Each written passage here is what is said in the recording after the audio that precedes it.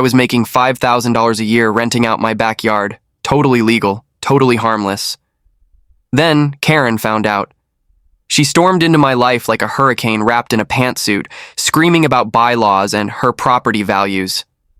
By the end, she tried to sue me, smear my name, and nearly got me kicked out of my own home. But she had secrets too. I moved into Willow Creek Ridge 2 years ago.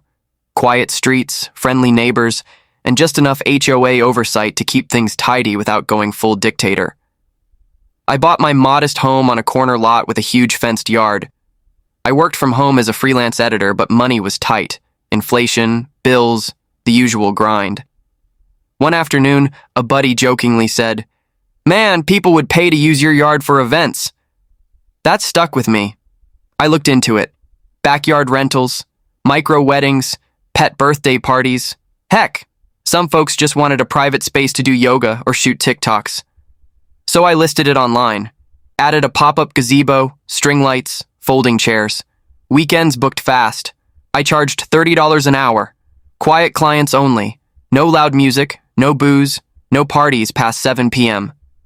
And here's the kicker. I checked the HOA rules. Front lawns were off limits.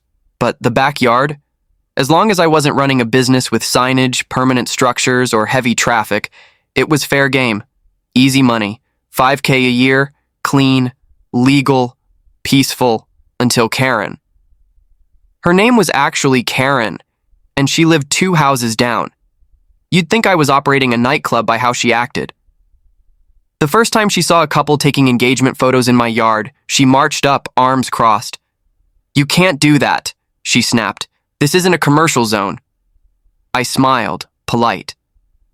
"Actually, I cleared it with the HOA board." "I am the HOA board," she interrupted. "Vice president, and I'll be reporting this."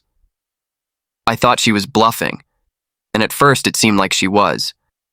But within a week, I noticed things changing. A mysterious complaint showed up in my mailbox. Noise violations, unapproved commercial activity. Then one of my renters messaged me, said someone had come by, demanded to see a permit, and threatened to call the cops. That someone was Karen. She started snapping photos of anyone in my backyard. Even had the nerve to film from her second-floor window. Then came the false accusation that nearly wrecked everything. The HOA sent a formal letter stating that I had been renting my home as a party venue, violating community covenants. They claimed I hosted events with loudspeakers, disruptive guests, and that someone allegedly saw a fight break out at one of my gatherings. None of that ever happened. But the real gut punch? They attached an anonymous complaint, with photos, blurry, zoomed in. One showed a group of women in yoga gear. Another showed someone walking a dog in the yard. It was obvious, Karen was staging this. And worse, she'd convinced 2 other board members to back her up. Suddenly, I was getting fined $200 a day. My neighbors started avoiding me. The mailman even made a joke like, "Heard you opened a wedding chapel, haha." I was humiliated, angry, but I wasn't going to give up. I got smart. I went through every HOA bylaw again, this time with a lawyer friend. He confirmed what I'd originally found. I was within my rights. Then came the real break.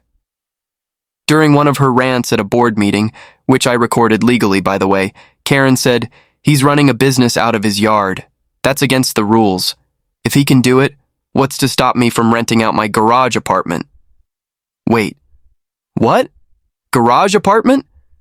That caught my attention. I did some digging. Public records, Zillow listings. Turns out Karen had been renting out her unregistered above-garage unit to college kids under the table for 3 years. No permits, no disclosure to the HOA, no taxes. Boom.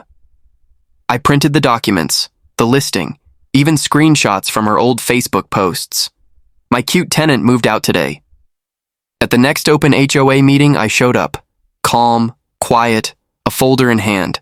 I let her rant for 5 minutes. Then I stepped up. "According to our bylaws," I said, "private yard use is allowed if it doesn't interfere with traffic, signage, or noise, which mine doesn't. Unlike, say, renting out a garage apartment without HOA or city approval." I dropped the papers. The silence was delicious. Karen's face turned gray. One board member actually leaned back and whistled. I didn't even have to finish. Karen was voted off the board within a week. Her rental unit shut down. The city fined her for zoning violations and unreported income. As for me, my fines were reversed. I got a written apology from the HOA president, the real one, and neighbors started coming by again. One even said, "Karen's been a tyrant for years, glad someone finally stood up to her." My little side hustle? Still going. Still peaceful. Still legal. $5,000 a year. No drama. No nonsense. And best of all, no Karen. Looking back, it wasn't about the money. It was about standing my ground. Sometimes the real battle in HOA neighborhoods isn't over fences or lawns.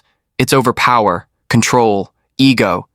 But with a little patience and a lot of receipts, even a Karen can be exposed. If you liked this story, don't forget to subscribe for more real-life drama, petty revenge, and neighborhood chaos. Because sometimes the quietest streets hide the loudest secrets.